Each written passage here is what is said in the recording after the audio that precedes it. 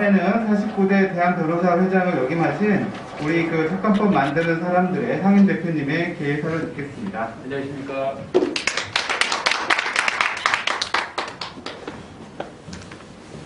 존경하는 특검법 회원 여러분, 안녕하십니까. 특검법은 국민의 도움이 되는 법률을 만들기 위해 2019년 10월 28일 출범했습니다. 현재 변호사 221명, 시민 15명이 활동하고 있습니다. 그동안 1년 반 동안 바쁘게 달려왔습니다. 첫 번째, 징벌적 손해배상 전면 도입 세미나를 개최했습니다. 존엄사 입법 촉구한다 2차 세미나를 열었습니다. 포괄적 차별금지법 무엇이 문제인가 3차 세미나를 열었습니다. 조두순 출소 어떻게 해야 하나 4차 세미나를 열었습니다. 세금 감시 제5차 세미나를 열었습니다. 표현의 자유 막는 입법 이래도 좋은가 세미나를 오늘 개최합니다. 성명서 6건을 냈습니다. 정의기억연대가 불투명한 회계 처리한 것에 관련해서 공익단체의 투명한 회계 처리를 촉구한다. 성명을 발표했습니다. 외양간 고시자 성명에서 박원순 시장의 성추행 고소 사건의 철저한 진상규명을 촉구했습니다. 세 번째 성명으로 공정한 수사는 주권자의 명령이다. 추미애 법무장관 아들의 병역비리에 대해 특별검사가 엄정한 수사를 할 것을 촉구했습니다. 검찰총장 직무집행 정지를 위법하다 성명으로 추미애 법무장관이 윤석열 검찰총장의 직무집행을 정지시킨 것은 위법이라는 것을 지적했습니다. 다섯 번째, 검찰총장 징계 의결은 무효다 성명에서 법무부의 검찰총장에 대한 징계 의결이 무효라는 것을 지적했습니다. 최근에 김학의 전 차관에 대한 출국금지를 위법하다 성명에서 아무리 중재인이라도 기본권을 제한해서는 안 된다는 것을 분명히 했습니다. 앞으로도 정의로운 길을 가겠습니다. 고맙습니다.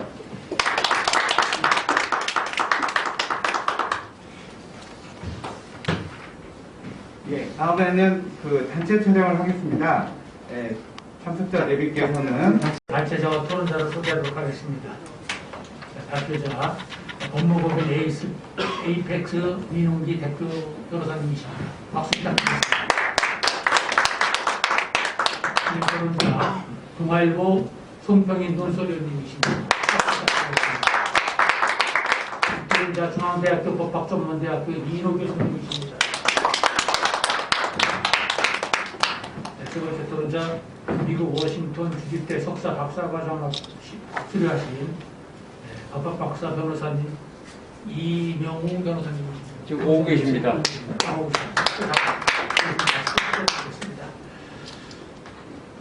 간단한 추구다가 제가 시작하도록 하겠습니다. 때는 바야흐로 만물이 화순하는 가운데 배후를 상징하는 흰축의 입춘과 원단을 지나 우수를 맞이하는 명춘 시절에 상서로운 풀의 땅 서초에서 착한 법 만드는 사람들이 표현을 잘 막는 입법 이래도 좋은다라는 주제로 6차 세미나를 개최하면서 오늘 이 향기가 저하늘 구름대의 일광월명으로 광명하여 그 구름대가 이 땅에 담비로 내려 관용과 부용 속에서 동아적 통합을 이루는 대한민국의 장생과 안정을 기원하면서 오늘 세미나에 들어가도록 하겠습니다.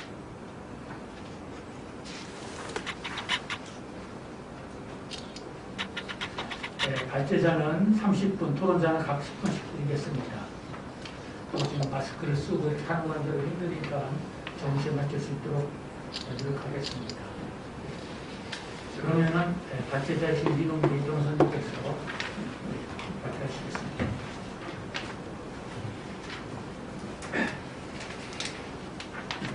잘 들리시나요?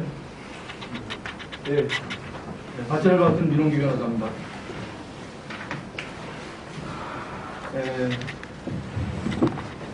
오늘 저희가 발제를 맡은 것은 그 표현의 자유를 막는 입법이 이대로 좋은가 라는 것이고, 사실 이제 처음에 이 발제를 맡아달라고 우리 김영환 회장님께서 말씀하셨을 때 사실 제가 대답을 안 했어요. 근데 며칠 있다가 김 회장님께서 카톡으로 한번 해보시겠냐 이러시면서 신문 스크랩 한거 3개를 보내주시면서 대충 이거만 요약해도 될 것 같다.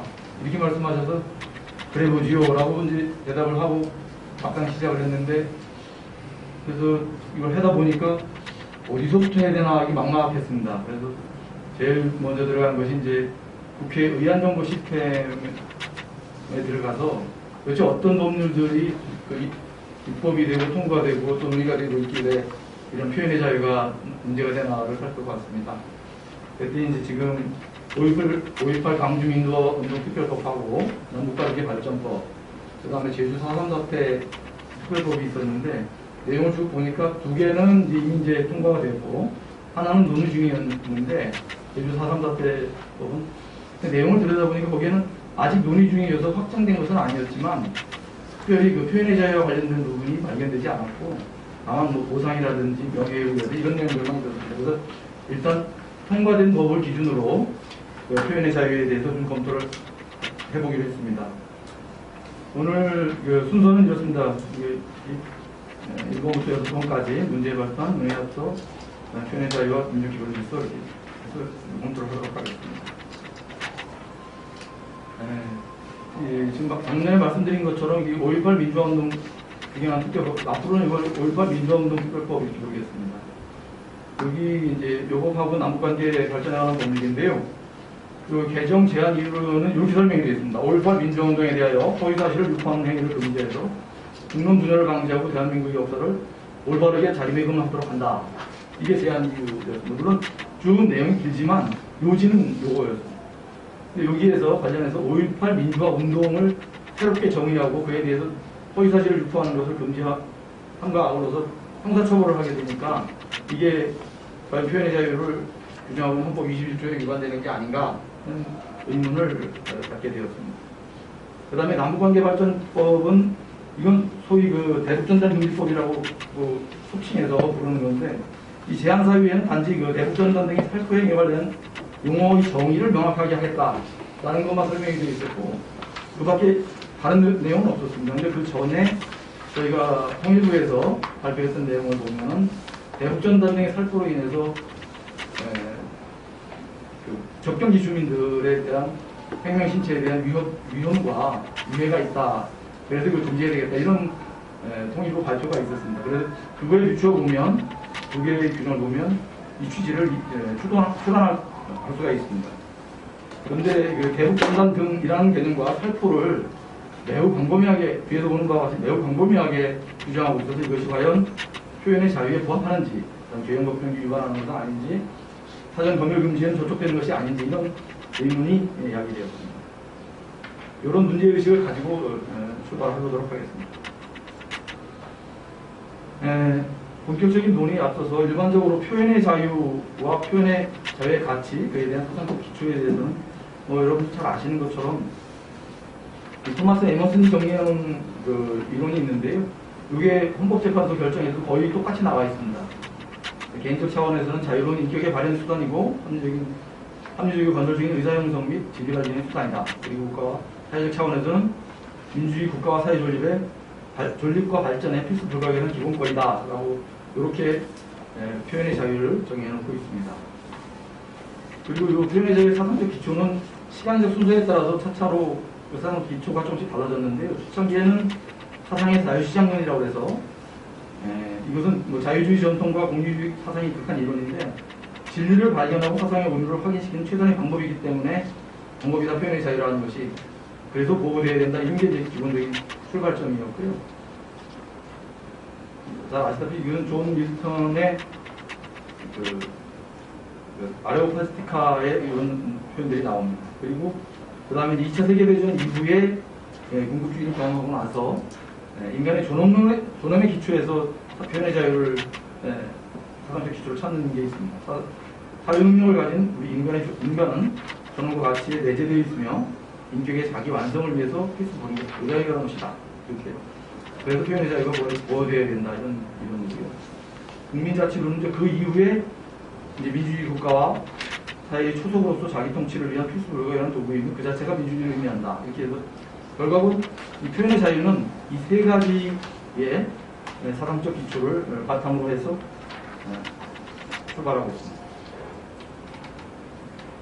표현의 자유와 민족 기본 질서 이 관계에 대해서 간단히 말씀드리겠습니다.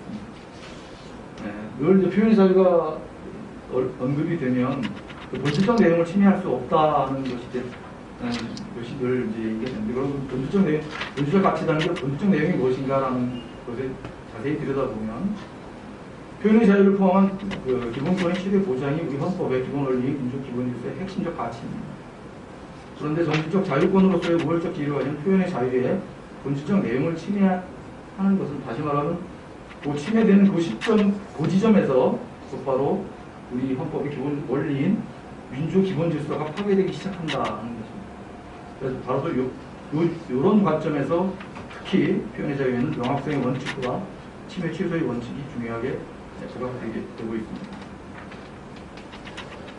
그리고 표현의 자유와 자유의 제한과 관련된 처음에 시발점, 우리나라의 시발점이 된 과거의 주된 논점, 여러분들 잘 아시다시피 그 과거 국가보안법 7조 5항의 위헌성 여부에 대한 논의였습니다. 그게 소위 그 이적 표현물의 제작, 수입, 복사, 소지, 운반, 반포, 판매 및 취득에 대해서 그 1항에 규정되어 있는 찬양공무죄하고 동등하게 처벌하고 있었거든요.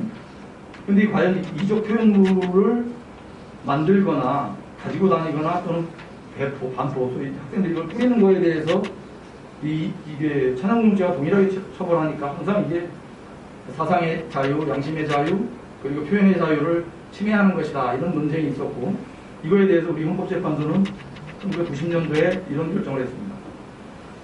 국가보안법 7조 제1항과 제5항의 규정은 그 두 종의 행위가 국가의 존립 안전을 위태롭게 하거나 자유민주적 기본질서에 위해를 줄 명백한 위험이 있는 경우에만 합헌이다. 이게 여기 축소 해석하는 경우에만 합헌이다라고 해석을 했고, 요것은 그대로 그 헌법재판소의 기본적인 입장으로 유지되고 있습니다.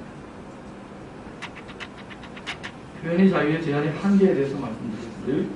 사실은 이제 이 제한시키는 여러 가지, 한계를 논하는 여러 가지 원리가 있는데, 저는 그 중에서 한 세 가지 정도를 가지고 한번 살펴볼 수 있지 않나. 헌법재판소가 주로 요걸 가지고 말씀을 하고 계시더라고요. 첫 번째가 명확성의 원칙, 즉 합법성 추정의 배제의 원칙이라는 것과 과잉금지 원칙, 그 다음에 명백하고 현존하는 위험의 원칙, 이 세 가지 원칙을 그 프레임으로 해서 이 표현의 자유가 침해되고 있는 거 아닌가를 바라보고 있었습니다. 명확성의 원칙은 모이비니스라고 하는 막연하기 때문에 무효다라고 하는 원칙인데요. 이것은 우리 표현의 자유의 우월적 지위를 잘 보여주는 원칙이라고 할 수 있고요. 표현의 자유를 제한하는 법률이 불명확한 경우에는 그 자체로서 무효이며, 표현의 자유를 제한하는 경우에는 합법성 추정을 배제하고 합헌이라고 주장하는 측에 일종의 책임을 진다라는 것입니다. 그 다음에 이제 과잉금지 원칙은 네 가지로 나눠서 볼 수가 있는데, 목적의 정당성, 수단의 적합성, 침해체수성, 법익 균형성. 주로 이 세 번째, 네 번째는 그 비례의 원칙, 이평양의 원칙, 이렇게 해서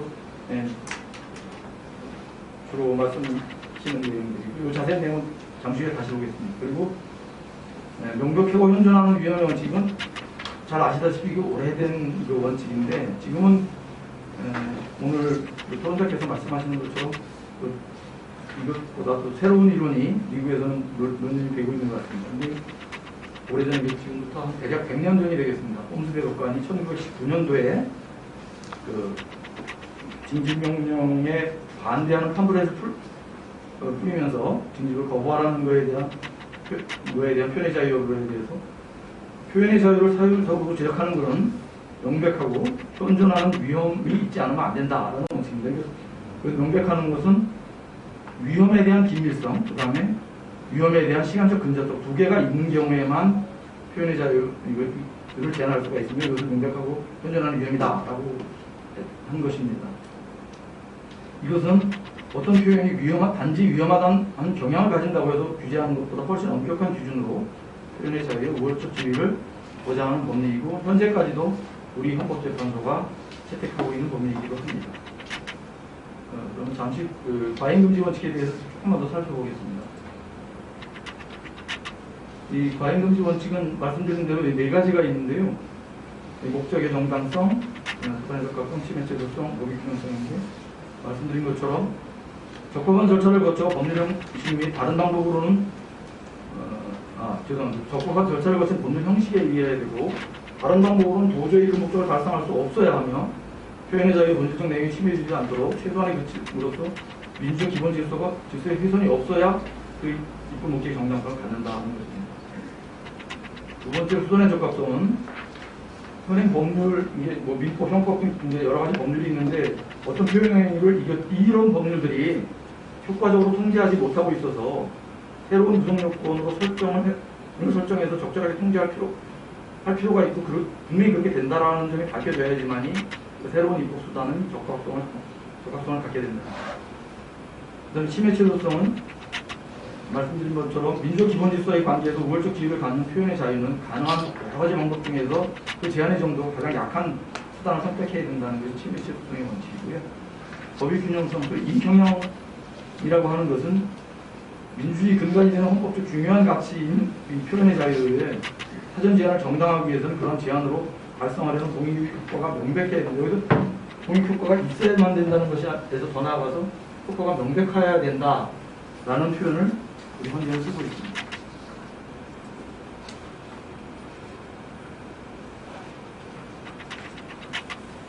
그럼 개별 법률에 들어가서 살펴보겠는데 지금 말씀드린 것처럼 그런 검토 방식은 두 가지 법을 따로따로 보고요. 그 다음에 제한 경위, 그 다음에 제한 이유 및 내용, 검토 의견에서 방금 전에 말씀드린 네 가지 기준에 따라서 살펴보고, 세 가지 기준에 살펴보고요. 민주화운동 특별법은 그 밑에 이제 이 표현의 자유의 대상과 관련된 법리가 그리고 연방대법원 법리가 있는데 그 관련해서 한번 조금 더 살펴보도록 하겠습니다. 그리고 남북관계 발전법은 이게 이제 특히 이제 이게 죄형 법정주의의 위반 여부가 좀 문제가 되는 것 같고요. 그리고 그에 더해서 그 사전 허가나 법률 금지의 위반 여부도 있도록 추가로 검토하도록 하겠습니다. 먼저 5.18 민주화운동 특별법을 보겠습니다. 여기 보시는 바와 같이 요 제한 경위하고 이유 주요 내용 중에 제한 경위를 보면 이게 작년 10월 27일 날 국회의원 175명이 제안을 했고요. 그 다음날 바로 법사위에 회부가 되었고 12월 8일 날 수정안이 가게 됐습니다. 그래서 그 다음날 정기국회 본회의에 상정돼서 바로 의결되었고 크리스마스 이후에 정부로 이송돼서 1월 5일 날 법률제 17,823으로 공포되었는데요. 이걸 보시면 제안으로부터 공포까지 3개월이 채 안 걸렸습니다. 이 과정에서 뭐 토론회라든지 공청회 또는 일반 변호사협회 의견조회라든지 이런 법률 의견을 별로 듣지 않았고 그냥 아주 신속하게 이렇게 일사천리로 제안됐습니다. 네, 주요 내용은 뭐 이렇게 쭉 나와 있는데 제가 밑줄친 부분만 제가 잠깐 읽어보도록 하겠습니다. 여기 보면 5.18 민주화운동은 현대사의 슬픈 역사다. 그리고 그런 5.18 민주화운동에 대해서는 여러 가지 이런저런 말들이 있는데 이것은 역사 왜곡이다. 그래서 그것은 결국 잘못된 역사 인식을 이 전파가 국론을 분열할 수가 있다. 그래서 형법동의 처벌보다 더 강하게 하기 위해서 강하게 처벌해서 국론 분열을 방지하고 5.18 민주화운동에 대한 대한민국의 역사를 올바르게 자리매김하도록 하겠다. 이렇게 되어 있어서 특이하게도 우리가 이 제한 사유 중에 역사란 말이 아주 여러 번 반복되고 있습니다.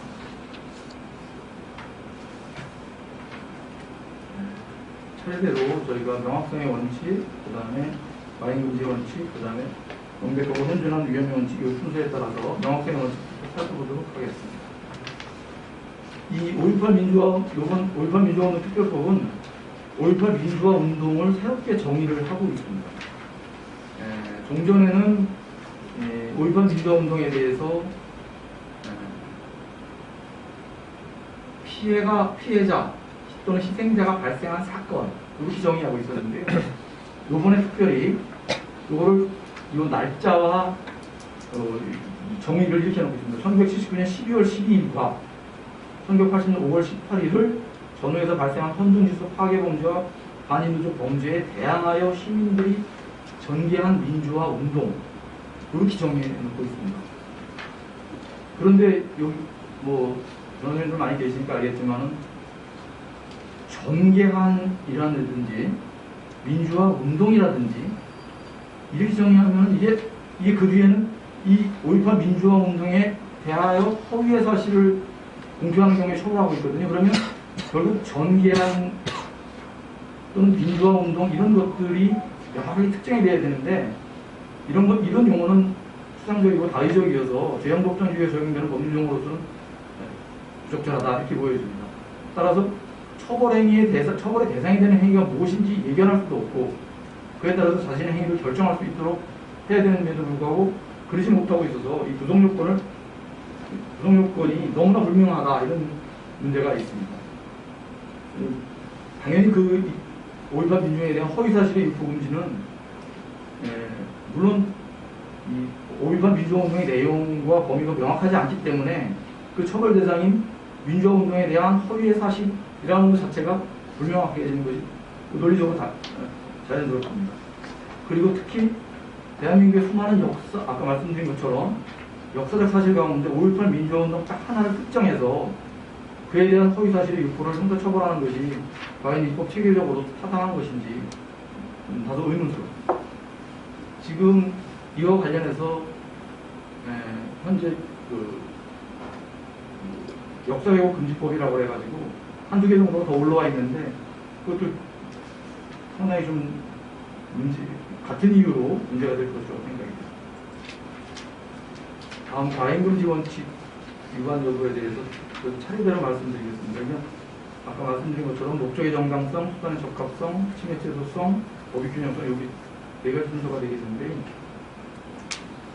이게 보면은 여기에 대해서 입법 취지를 보면 소위 역사라고 하는 5.18 민주화운동에 대한 진실, 역사인식과 공론을 정부가 독점하고 있고 그에 대항하여 하는 사실은 모두 허위사실이 유포이며 다른 생각은 잘못된 역사인식이고 이것을 말하고 쓰는 것은 잘못된 역사인식이 전파이며 통일된 공론에 대한 분열이라는 이런 전제가 우선 성립해야 되고 정부에게 우리가 5.18 민주화운동에 대한 진실을 말하고 쓸 권리와 그에 대해서 역사인식과 공론을 독점할 권리를 양보하고 우리는 그에 대해서 침묵하기로 동의했다는 가정이 성립돼야지만이 되는데 우리가 그런 전제나 가정이 모두 성립되지 않기 때문에 입법 목적의 정당성을 인정하기 어렵습니다. 이것은 과거 유신헌법 53조에 근거해서 발령되었던 긴급조치 1호를 보면 죄송합니다. 책자를 잠깐 주시죠.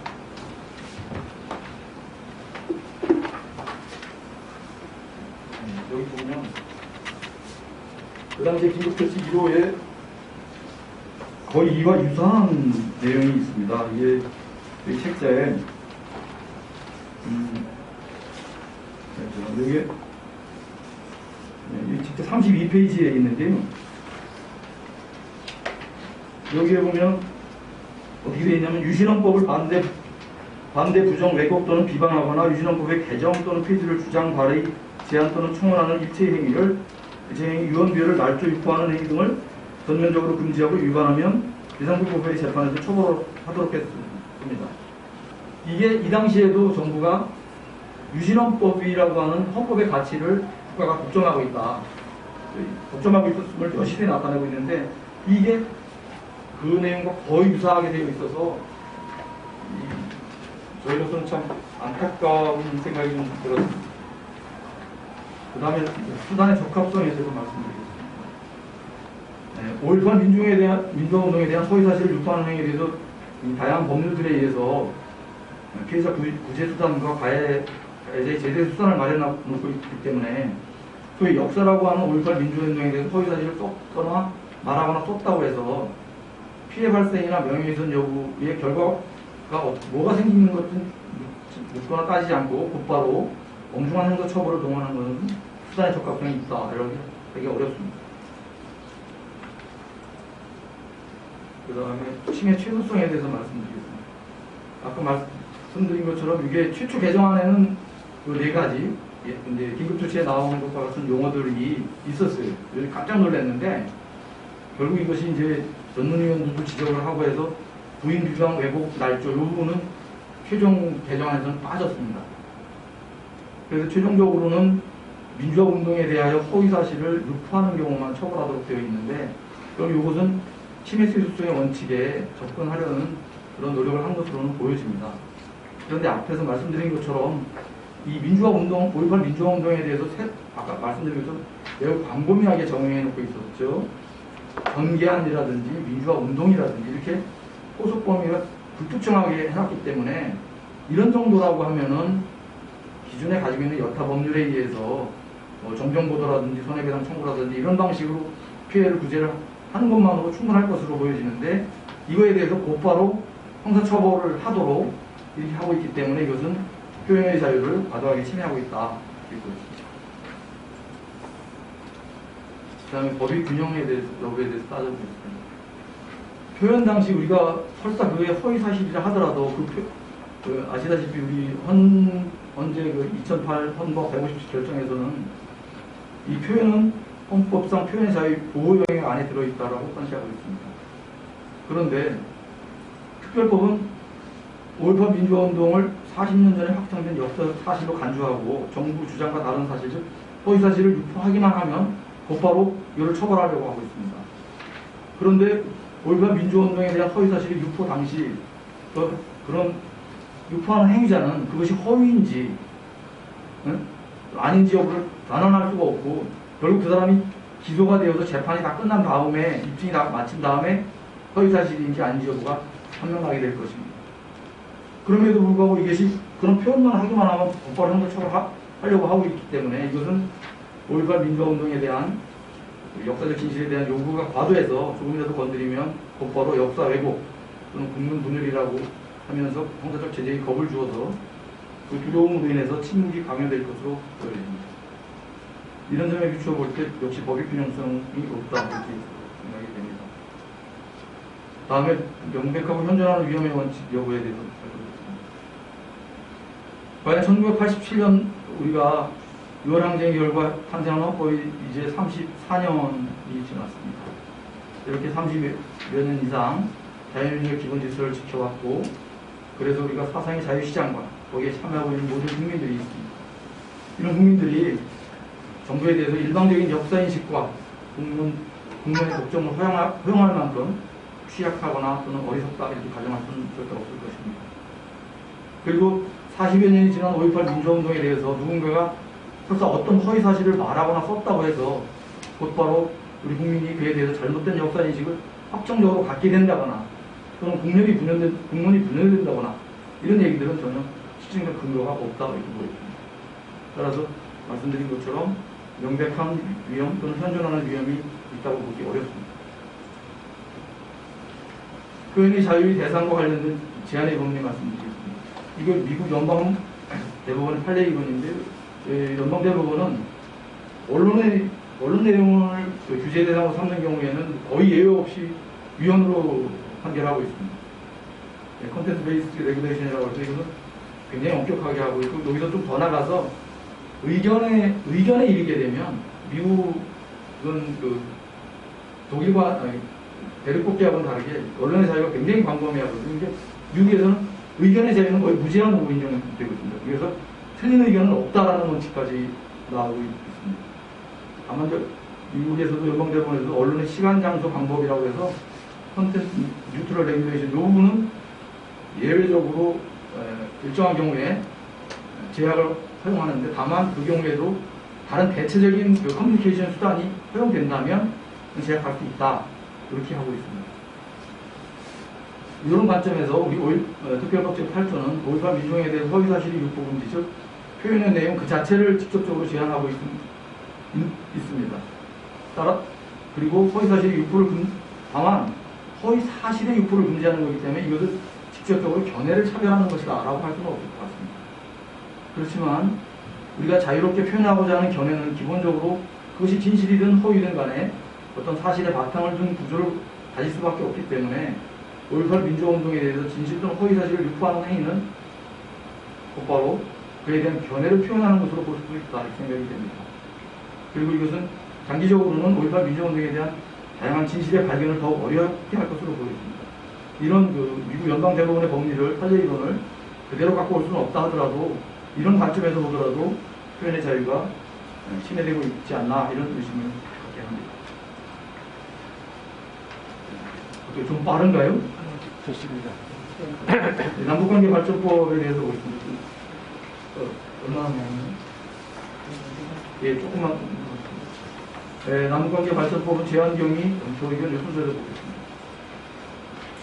이거는 원래 그 작년 6월 달에 6월경에 김홍걸 의원 등 25명하고 성윤길 의원 13분이 제안을 해놓고 있었는데 쭉 논의가 안 되다가 갑자기 이제 남북관계에서 이런저런 말이 나오니까 12월 1일 날 이게 소관 상임위가 외통인데 외통이 보관인도 소위에서 대안을 마련했고 그 다음날 외통위에 바로 회부해서 처리했습니다. 그리고 본회의가 열리는 12월 14일 날 상정됐고 이게 이제 잘 아시다시피 이게 무제한 토론 필리버스터가 됐던 이런 법인데요. 밤에 중간에 이제 이거를 중단시키고 14일 날 원안을 가결했습니다. 그리고 연말에 공포했고 아직 이게 시행은 안 되고 있는데 3월 말부터 시행 예정입니다. 그래서 이게 대안부터 공포까지 보면은 한 달도 안 걸렸습니다. 정말 놀랍게 빠른 처리였는데요. 제한 이유는 뭐 아까 말씀드린 것처럼 뭐 용어를 정의를 명확히 한다 이렇게 있는데 여기에 뭐 다양한 얘기들이 있습니다만 저는 표현의 자유와 관련된 부분에 집중해서 말씀드리도록 하겠습니다. 그 전단 등의 살포 기준에 대해서 살펴보겠습니다. 우선 먼저 들어갈 때 여기서부터 먼저 보도록 하겠습니다. 전단 등을 어떻게 정의했냐면요. 여기 참 되게 재밌는데 저기 밑줄친 부분을 유념해 한번 봐주시면 좋겠습니다. 전단, 물품, 광고선 전물, 인쇄물, 보조기업 장치 등을 포함한다. 그리고 금전 또는 그 밖의 재산상의 위험은 안다라고 해서 전단 등이라고 되어 있는데 실제로는 이 포함되는 것들을 다 말하게 되면 어떤 물건도 여기에 들어갈 수 있고 어떤 재산상의 이익도 들어갈 수 있게 됩니다. 결국 아무런 제한 없이 어떠한 물품이나 어떠한 재산상의 이익도 전단. 그 다음에 살포를 보게 되면 선전 증여 등을 목적으로 전단 등을 남북교류협력법의 13조 20조의 승인을 받지 않고 북한의 국제적 다수에게 대부하거나 북한으로 이동, 단순히 제3국을 거친 전단 등의 이동을 포함해서 요식시킨 행위를 말한다. 이렇게 되어 있습니다.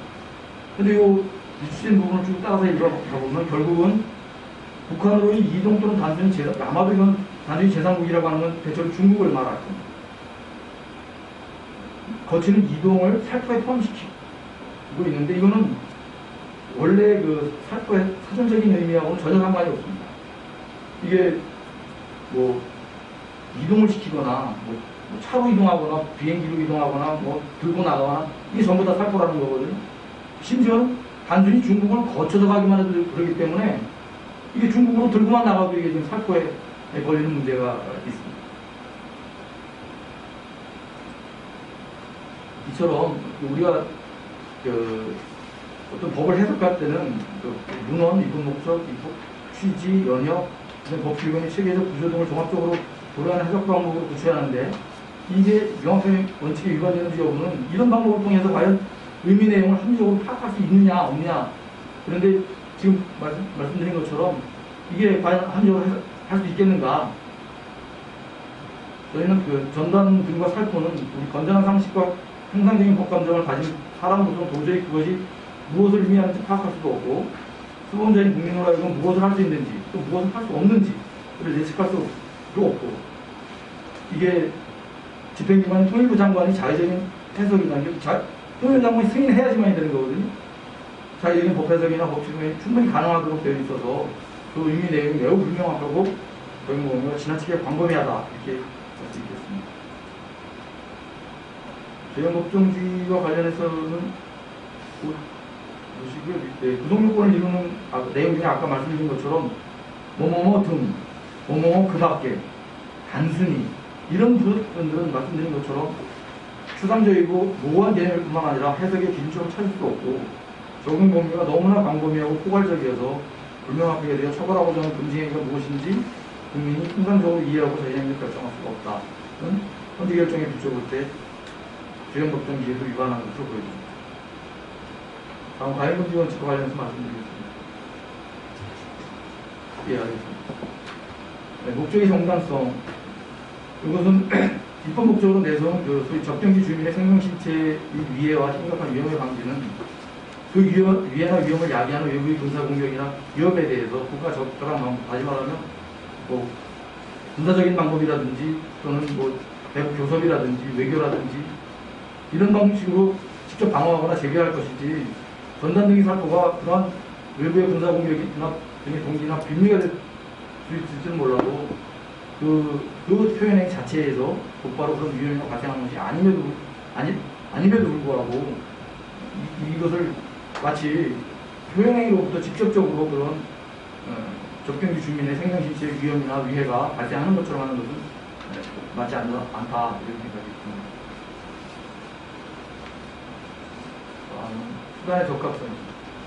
말씀드린 것처럼 이런 경우에 전단 등의 살포에 대해서는 뭐 손해배상이나 그런 명예훼손 모욕으로 처벌하면 충분하지 그에 대해서 곧바로 그것보다 다른 엄중한 형사처벌 제재 수단을 마련하는 것은 수단이 적합하다고 할 수 없다 이렇게 보겠습니다. 그 다음에 아까 말씀드린 것처럼 침해 취소 수행 원칙에 비춰볼 때 이 표현의 자유라고 하는 것은 보다 덜 제한적인 선택 가능한 수단을 선택해야 됨에도 불구하고 말씀드린 것처럼 목적도 포괄적이고 그 대상도 포괄적이며 과정도 포괄적이고 행 자체도 포괄적이어서 도대체 전단 등의 살포 행위가 무엇인가를 하기만 하면 형사처벌하겠다 이런 것처럼 되어 있어서 이것은 결국 자유로운 토론과 비판을 위축시키고 표현의 자유를 광범위하고 과도하게 제한하고 있다 이렇게 하겠습니다. 법의 균형성과 관련해서는 말씀드린 그런 위해나 위협의 발생에 직접 관련이 없는 표현행위에 대해서 곧바로 공제를 하고 있는데 그것은 설사 이렇게 했다 하더라도 여전히 그 접경지 주민의 생명신체 위해나 위험은 여전히 남북관계의 상황에 따라서 달라질 수 있고 여전히 외부의 군사공격에 노출되어 있기 때문에 그 공익이 명백하게 달성되었다라고 할 수도 없습니다. 그 다음에 명백하고 현존하는 위험의 원칙. 방금 전에 말씀드린 것처럼 이러한 그 위해나 위험은 남북관계의 변화에 따라 일시적으로 증대하기도 하고 감소하기도 하는 것입니다. 전단등의 살포라는 표현행위와 국민이 표방하고 있는 국민의 생명신체의 위해 또는 심각한 위험 사이에는 직접적인 인과관계가 있다고 할 수는 없겠습니다. 끝으로 사전허가나 검내리 금지와 관련해서 말씀드리겠습니다. 이게 남북교류협력법 13조 20조에 따라서 물품을 이동하는 경우에, 북쪽으로 이동하는 경우에는 통일부 장을 승인받도록 하고 있는 규정이 있는데, 이 남북교류협력법에 있는 이 규정을 이번에 남북관계발전법 24조에서 그대로 따서 인용을 하고 있거든요. 그래서 이걸 그대로 읽게 되면 전단 등에 포함되어 있는 전당 물품을 살포, 즉 북한의 불특정 다수인에게 배부하는 행위를 하려면 남북교류협력법에 따른 승인을 받도록 하고 승인받지 않는 경우에는 그 전단으로 살포하는 행위를 금지하고 있습니다. 결국 표현의 보호 대상인 전단, 광고전전물, 인쇄물, 보조기업장치 등을 통일부 장관의 승인을 받지 않으면 배부, 즉 표현할 수가 없고 이를 위반해서 배부하는 경우에는 엄중한 형사적 처벌을 받게 되므로 그 배부 여부는 오로지 통일부 장관의 승인 여부에 달려있게 되게 됩니다. 이것이 전형적으로 사전허가나 검열을 금지를 하는 헌재 결정과 정면으로 충돌하는 그런 내용이 되겠습니다. 일단 간단히 두 개의 범위를 살펴봤습니다. 말씀드린 것처럼 우리가 또 5.18 민주운동의 가치라든지 남북관계의 발전의 중요성을 할 사람은 아무도 없을 것입니다. 하지만 그 역사적 가치나 중요성을 아무리 강조한다 하더라도 헌법이 보장하는 기본권의 제한은 인간의 전원과 가치를 목표로 하는 우리 헌법의 민족 기본 질서를 훼손하지 않는 범위 내에서 이루어져야 되고 특히 정치적 자유는 표현의 자유의 본질적 내용은 침해도 안 될 것입니다. 발표를 마치겠습니다.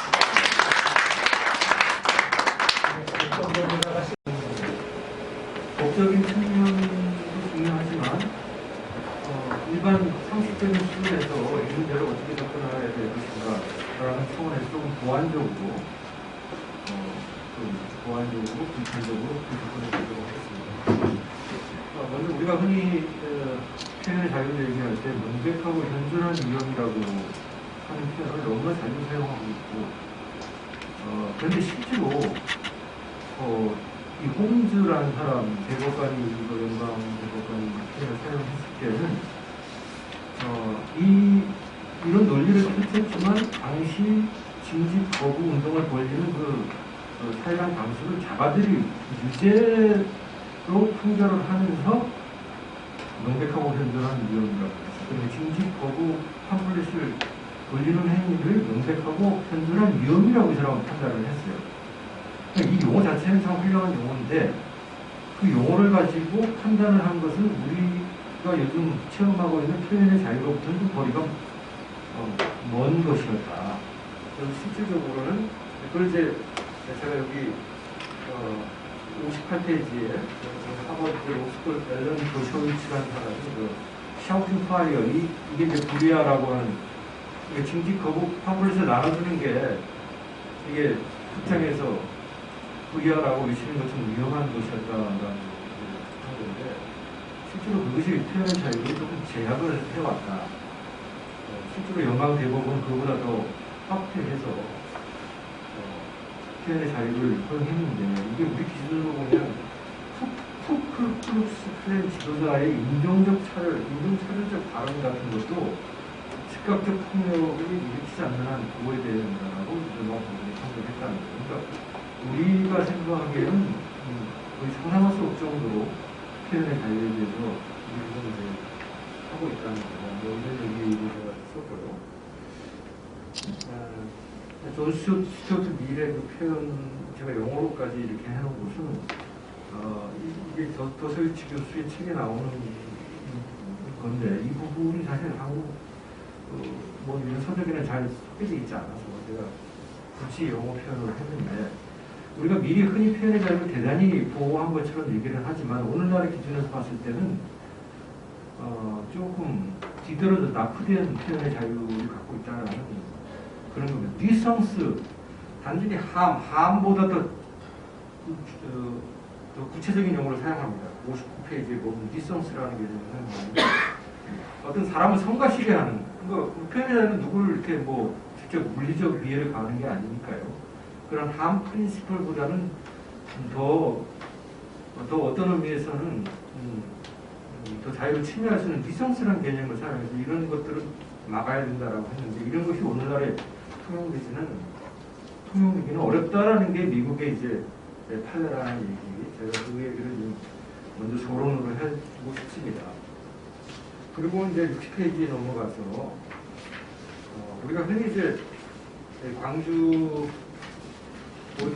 사태에 대해서 홀로코스트와 이렇게 비유를 하는 경우가 많이 있는데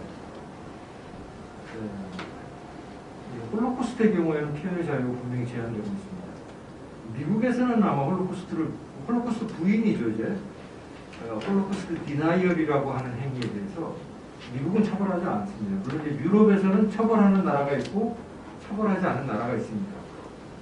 독일, 프랑스 같은 나라들은 아마 나치의 피해를 직접 경험했고 유대인들 그걸 경험했던 나라이기 때문에 여기 중대한 제한을 가하고 있으니까 아마 미국하고는 이제 다른 상황이고 아무래도 미국보다는 이런 다인종의 어떤 광활한 영토에서 모여 사는 미국과는 다른 기준, 어떤 민족국가, 우리나라도 민족국가니까 아마 이런 게 우리한테는 오히려 더 맞을 것 비유가 맞을 것 같아서 제가 이제 이거를 갖고 있습니다. 근데 홀로코스트 부인이라고 하는 것은 굉장히 예외적인 현상인데 표현의 자유를 침해하는 굉장히 예외적인 현상인데 이거를 처벌한다고 해서 홀로코스트에 대한 모든 사실에 대한 부인을 처벌하는 것은 아닌 거죠. 처벌되는 홀로코스트의 부인은 다음과 같은 세 가지 주장 중 하나입니다. 첫째, 나치 독일의 최종 목적은 유대인을 말살하는 것이 아니라 추방하는 것이었다. 이런 주장을 하는 처벌받습니다. 나치 당국은 유대인의 대량 살상을 위해 가스실이나 말살 수용소를 운영하지 않았다. 이런 주장을 하면 처벌을 받아요. 그 다음, 죽은 유대인의 숫자는 흔히 500만에서 600만이라고 그러는데 이거보다 훨씬 적은데 대략 그것의 10분의 1에 불과한 한 50만에서 60만 정도가 될까 하고 말하면 홀로코스트 디나이어로 이제 처벌을 받습니다. 그러나 홀로코스트에 관련된 여러 가지 많은 세부적인 내용들이 있을 거 아닙니까? 그런 내용들에까지 뭐 다 처벌되는 건 아니죠. 그런 것은 학문적 연구의 대상이고, 그 신문이 발굴해서, 언론이 발굴해서 보도해야 될 대상의 영역이 있는 것인데, 그런 것까지 다 하는 것이 아니다라는 점을 저는 강조를 하고 싶습니다. 문제는 광주 학살이 이런 홀로코스트하고 비교할 수 있느냐라는 거예요. 홀로코스트는 현대사의 좀 예외적인 사건이라고 봐요. 20세기 아무리 잔인하고 차갑한 사건이라도 홀로코스트에 비교하는 것 자체가 그런 홀로코스트의 예의가 아니라고 저는 생각합니다. 그러면 홀로코스트는 아니더라도 광주 학살은 제노사이드의 범위에는 들어간다라는 것을 따져볼 필요가 있을 것 같은데, 오늘 제노사이드 협약에서는 나오는 정의의 광주 학살은 이런 범위에 들어갈 수 없다고 저는 봅니다. 당연히 우리가 홀로코스트 이외에 그 아르마니아 학살, 유럽에서는 이 아르메니아 학살을 굉장히 중요하게 여겨서 프랑스 같은 경우는 이 아르마니아 학살을 부인하는 경우에도 처벌하는, 제가 확인은 못했는데 그런 기사를 본 적이 있고요. 루안다 학살 같은 경우는 뭐 우리 잘 알고 있는 제노사이드 사례고, 아시아에서는 뭐 캄보디아, 카메루즈 같은 그런 사례들이 있을 것 같습니다. 이 제노사이드, 뭐 홀로코스트를 포함하겠지만 이 제노사이드 더 큰 개념이겠죠. 이것은 완전한 부정이라고 하기 때문에 뭐 이런 그런 것이고, 그러면 광주는 제노사이드 범위에 들어가지는 않지만 학살의 범위에는 들어가는가? 뭐 제노사이드에 비해서 학살을 명확한 정의를 내리기는 쉽지 않은데요. 아무튼 뭐 위키피디아 백과사전이 무슨 근거가 되는 건 아니지만, 거기에 보면 이제 6.25 전쟁 휴전 이후로 한국에서 유일하게 이 광주 학살이 들어가 있습니다. 학살 리스트에 올라가 있습니다. 양식 있는 사람은 1980년도 광주에서 학살 수준의 살상이 아마 있었으면 부인하지 않을 것인데요. 그러나 광주는 제노사이드도 아니고 홀로코스트도 아니다. 광주 학살의 어떤 세부적인 내용, 뭐 헬기 사격이 있었는지, 집단 생명장이 있었는지 이런 여부에 대해서는 무슨 그 국가의 조사위원회나 법원 판결과는 관련 없이 아카데미즘과 저널리즘에서 모두 전 논쟁의 대상이 되어야 한다는 그렇게 생각하고 있습니다. 이런 것을 국가가 확정해서 여기에 어긋나는 사실에 대해서 뭐 얘기 왈가불가한다고 해서 처벌한다는 것은 그런, 이게 무슨 홀로코스트도 아니고 있을 수 없는 그런 얘기죠. 여기에 조금 연장을 해서 아직 4.3에 대해서는 나오지 않았지만, 지금 이제 4.3 사건이라든가 여순 사건에 대해서도 이제 법원에서 이제 어떤 판결을 하고 정부에서 진실조사위원회를 해서 그 사건에 대해서도 어떤 뭐 왜곡을 금지한다라고 하면서 뭐 그런 흐름이 있지 않는가, 그런 흐름이 하나라도 지금 5.18이 된 것인데, 저는 이 4.3 사건이라든가 여순 사건 이런 것에 대해서 우리 그 사법에도 공소시효라는 게 있지 않습니까? 저는 아마 뭐 우리가 1950년에 전쟁 같은 큰 사변을 겪었기 때문에 그때 많은 자료들이 소실됐다고 저는 봐야 된다고 봅니다. 그래서 그 이전의 그 사건들에 대해서 어떤 실체적 진실을 밝히기가 어렵다는 것을 저는 인정을 해야 된다고 봐요. 이런 베이스 위에서 어떤 진상조사도 하고 어떤 법적으로 보상 청구도 하고 해야 되는 것이 아닌가 저는 그렇게 생각하고 있습니다.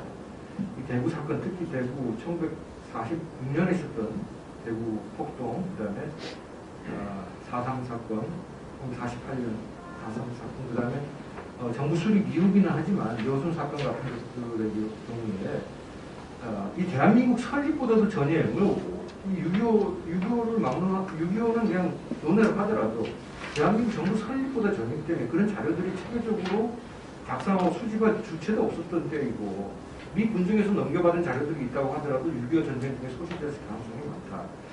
이런 것을 가지고 무슨 지금 법원에서는 재심, 희생자들이 재심을 하고 있고 하는데 과연 그런 것이 실체에 맞게 이루어질 수 있겠는가라고 하는 그런 의문이 들고 있습니다.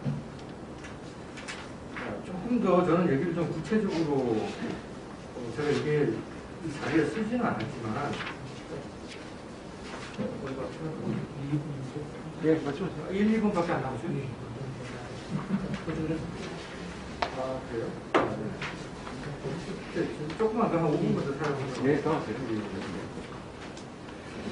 저는 이 5.18 사건을 참 오래전부터 지켜봤습니다. 1995년 때 처음 조사를 했을 때 지켜봤습니다. 그때부터 지금까지 계속해서 이거를 제가 우연히 오치하게 됩니다. 이 1995년 그 기록에 대해서 저는 그때 조사를 이제 폄훼하는 것처럼 그 조사는 별로 가치가 없다는 듯이 판결문에 돼 있는데, 이 5.18 판결문에 돼 있는데, 저는 그때 조사가 실제로 한 번 있었고, 두 번, 1995년에 한 번 있었고, 96년에 또 한 번 있었는데, 그때 조사 내용이 하나 거의 부인된 것은 없어요. 그때 조사 내용이 거의 다 인정이 됐는데, 다른 예를 들어서, 우리가 그때, 이제 민주화되고 나서부터 광주에서 헬기 사격이 있었다라고 하는 그런 주장을 하는 사람들이 많이 있었습니다. 그 사람들이 주로 신부들이거나 목사예요. 신부는 조비오 신부고, 목사는 아놀드 피터슨 목사라는 사람이에요. 승려도 있었어요. 이광영 승려라고 하는 스님이 있었는데, 이제 우리가 헬기 기총 사격이 있었다고 하면 흔히 그 사격에 대한 피해자라는 게 당장 그 사격을 하면 그 피해자를 먼저 떠올리게 되지 않습니까? 그게 문제가 되는 것은 그 피해자인데, 사실 1995년 조사에서 조비오 신부가 어떤 사람을 피해자로 지목했어요. 홍란이라는 사람. 근데 검찰 조사를 해보니까 이 사람은 그냥 계엄의 소총 사격에 의해서 다친 걸로 진술되고, 이것이 그 이후에 변하지 않았습니다. 그 다음에 또 이광영 승려라는 사람은 헬기 사격으로 15세가량의 여학생이 다쳤다고 해서 적시적 병원으로 후송됐다고 했는데, 그때 내용 기록이나 관계자 진술 다 찾아보면 그런 게 없어요. 그런 사람이 있었다는 게 없습니다. 그것도 1995년도에 얘기가 특별히 부인되고 있지는 않아요. 그래서 사망자 165명에 대한 검시 기록을 다 뒤졌습니다. 이 헬기 기관총에 맞아서 죽은 것으로 보이는 그런 부검 결과가 있는 그 사망자는 하나도 없었던 것입니다. 이런 상태로 이제 95년에도 그랬고 96년에도 그랬고, 또 같은 결론, 96년에 다시 조사를 했지만 같은 결론이었어요. 근데 갑자기 2016년에 우리나라가 굉장히 어수선할 때인데, 전 정확히 기억합니다. 여기에 대한 제가 기사도 썼기 때문에. 어수선할 때인데 갑자기 전일 빌딩에서 탄원이 발견됐다라고 하는 떴어요. 그래서 국가수가 2016년 9월, 그래서 12월까지 3차례 현장 조사를 실시합니다. 그러면서 발표를 하는데, 2017년 1월 우리나라 탄핵도 굉장히 복잡할 때예요. 그때 발표를 하는데, 이제 헬기 사격을 한다고 했는데 5.56mm 혹은 7.62mm 탄원이 발견됐다라고 했어요. 그래서 우리가 처음 이게 발견됐을 때는 이게 과연 기총 사격이라고 할 수 있는데, 왜냐하면 5.56mm는 소총이거든요. M16 소총의 탄원이에요.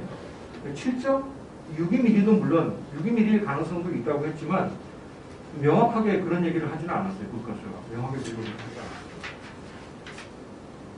그러고 나서 이제 2018년 2월 7일에 이 국방부 특조위가 조사 결과를 발표합니다. 근데 이 특조위 조사 결과도 갑자기 발표가 돼요. 이 특조위는 문재인 대통령의 특별 지시로 만들어진 건데요. 이건희 변호사가 위원장이었습니다. 아침까지만 해도 발제에 이게 없었어요. 근데 갑자기 오후에 이게 발표가 됐어요. 발표가 됐는데 그 발표 내용인 즉 헬기 사격이 있었다라고 하는 거예요. 근데 여기서 나온 새로운 내용은 딱 하나, 조선대 뒤편 절개지에서 코브라 헬기의 발광포 위협 사격이 있었다는 건데, 이거는 이 판결에서 인정되지가 않은 내용이에요. 그러고 나서 이건희 위원장이 그때 전화를 했던 게 기억이 나요. 그 반응을 알아보려고. 뭐 자신도 좀 미심쩍었지 않았나? 저는 지금 그렇게 생각을 하고 있습니다. 그리고 제가 이 판결문, 이제 2020년 11월 3일에 나온 이 조비오 신부 사자 명예훼손 이 판결문을 보는데, 참으로 의구심이 많이 드는 통에 만약 이런 것을 우리가 진실로 확정을 해서 여기에 어긋나는 얘기를 해서 안 된다고 한다면 이건 참으로 문제일 수밖에 없다. 예를 들어서 지금 여기에 보면 UH1 헬기라고 하는 것은 보통 수송용으로 쓰는 헬기입니다. 그러니까 무슨 기관총을 원래 장착하지는 않는데 거기에 이제 M60을 이제 실어서 탈 수 있는 모양이에요. 근데 그건 아무래도 이제 수송기가 뜨고 내릴 때 아마 위협이 있을 수 있기 때문에 그걸 이제 방해하기 위해서 하는 그런 겁니다. 거기서 총을 쐈다는 건데요.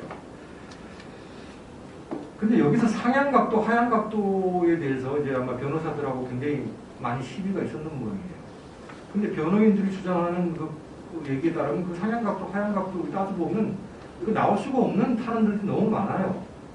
너무 많은데 거기에 대해서 명확하게 무슨 해결을 하지 않고 그냥 이 판결들이 그냥 내려진 그런 적이 있습니다. 그리고 또 만약 M60을 쐈으면 5.56탄은 없어야 되는데 그러니까 5.56탄이 없었는데 그런 탄원은 또 많단 말이에요. 그러면 M60을 쏘면서 또 거기에 헬기에서 소총을 쐈다? 그런 것은 또 말이 되지 않는데 그런 일반적으로 우리가 상식적으로 생각해 봤을 때 조금 이해하기 어려운 그런 내용들이 많아요. 저는 이 1심 판결이 과연 항소심이나 대법원까지 가서 과연 유지될 수 있겠는가 뭐 우리가 조금 지켜봐야 되겠는데 뭐 그런 측면이 있어요. 제가 이제 좀 구체적으로 저는 언론 입장에서 이런 것을 보도해야 되는 사람이니까 과연 이것을 우리가 얼마나 구속돼야 될지에 대해서 말씀드리고 뭐 대북 전단 살펴는 뭐 제가 그 써놓은 부분을 뭐 대강 읽어보시면 될 것 같습니다. 예, 박수 부탁드리겠습니다. 성대학교 법학과 이호 교수님께서 인사 부탁드리겠습니다.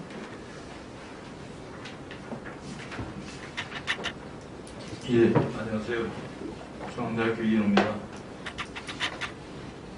저는 민홍기 변호사님이 이렇게 헌법학자라고 해도 될 정도로 아주 치밀하게 논증해 주신 것에 대해서 전적으로 동의를 하고요.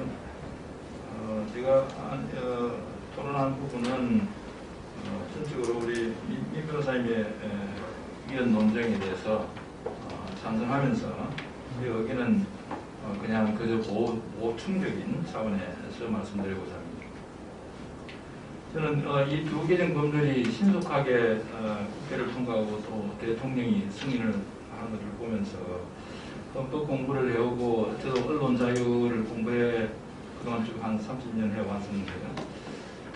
이걸 보면서 상당히 참담한 걸 느꼈습니다. 모든 독재는 언론을 차단하고 진실과 진리를 독점하는 것에서부터 시작합니다. 두 개정 법률은 언론의 자유를 중요시하는 이번 민주사회에서는 존립할 수 없는 언론을 차단하는 법이고 진실을 독점하는 법이라고 생각합니다. 법률의 내용을 잠깐이라도 좀 살펴본 헌법학자라면 아마도 같은 평가를 내리지 않을까 하는 생각입니다. 이 변호사님께서 내용을 충분히 말씀해 주셨습니다만은 5.18 특별법의 경우에 범죄 구성 요건이 5.18 민주화 운동에 대한 허위의 사실을 유포한 행위입니다.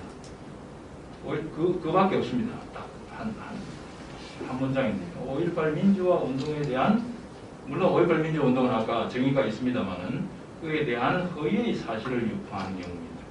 근데 제가 보기에 가장 기본적인 게 무엇을 처벌하려고 하는지가 분명하지 않은 것 같습니다.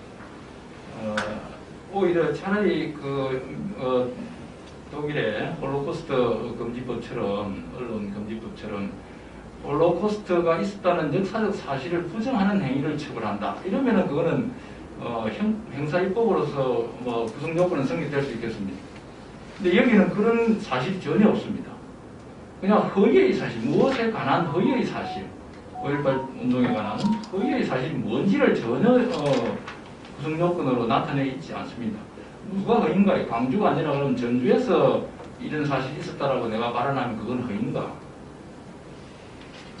그러니까 금지해야 되는 구체적인 진실 부정 행위가 나타나 있지 않습니다. 이런 법은 제가 보기에는 법으로서의 기본을 갖추지 못한 법이다 라는 생각이고요. 뭐 다른 내용 잠깐 있습니다만 다른 내용 생략하고요. 그러면서 이 법이 정말 그 적용되는 영역이 굉장히 광범위합니다. 물론 이 법률에서는 입법성 조각을 일부 좀 허용을 했습니다. 예술 학문 연구 학설의 목적이나 시사 사건이나 역사의 진행 과정에 관한 보도의 목적, 그 밖에 이와 유사한 목적을 이한 경우에는 처벌하지 않는다 이렇게 되어 있습니다. 근데 그런데 앞에 구성 요건에서는 제가 오늘 이런 자리에서 발표를 하면서 어떤 5.18 민주화 운동에 대한 허위 사실을 밝혔을 경우에 구성 요건에는 다 들어갑니다. 근데 여기 처벌조항 사유에 해당되는지가 굉장히 불명확합니다. 결국은 수사 또는 법원이 처벌 범위를 결정하는 것이기 때문에 이런 입법이 과연 지금 현재 대한민국에서 존재할 수 있는가 하는 의문을 많이 가지고요. 결국은 지금 이 법을 만든 입법자들은 역사적 사실에 관한 진실과 허위의 논쟁에 정부가 개입을 한 것인데요. 저는 그래서는 안 된다고 봅니다. 정부는 역사적 사실에 관한 진실과 허위의 논쟁에 개입해서는 안 된다고 봅니다. 특히나 그걸 형사처벌이라고 하는 국가 형벌권을 사용해서 개입하는 것은 자유민주 질서의 헌법 질서에서 용납될 수 없는 일이다라고 생각합니다.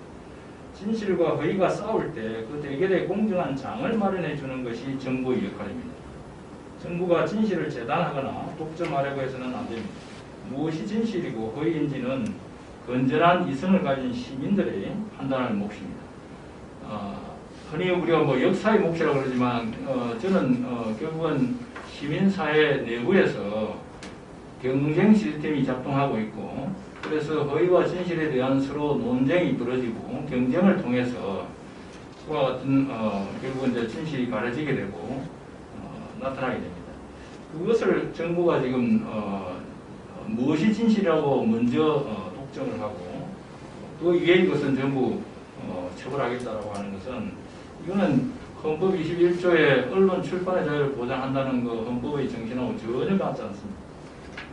헌법 21조가 언론 출판의 자유를 모든 국민은 보장한다라고 한 취지는 정부가 진실을 독점해서는 안 된다는 뜻입니다. 그거는 보다 많은 스피치를 통해서 혹시 허위와 거짓이 싸울 때, 그럴 때 정부는 그 경쟁의 장을, 경쟁 메커니즘이 작동하도록 하는 것이 정부의 역할이지 어느 하나를 재단하려고 해서는 안 된다는 것인데요. 그는 21조의 가장 기본적인 정신을 훼손하는 것이라고 봅니다.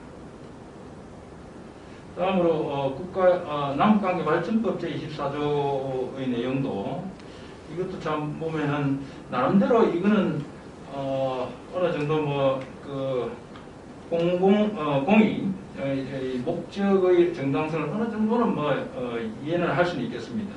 그렇긴 하지만 대북 전당금지법의 경우에 이미 이제 국제사회로부터 이게 비난을 받고 있고, 이미 2015년에 국가인권위원회가 정부가 대북 전단 활동을 제지해서는 안 된다는 의견을 전원위원회 결정으로 공표를 한 바 있습니다. 거기에 따르면은 북한의 위협이나 또는 남북한 사이에 상대방에 대한 위강 중상 금지 합의가 있다 하더라도 그것이 국민의 기본권을 제한하는 근거는 될 수 없는 것이다 라는 것을 분명히 그 전원위원회 결정에서 공표를 했습니다.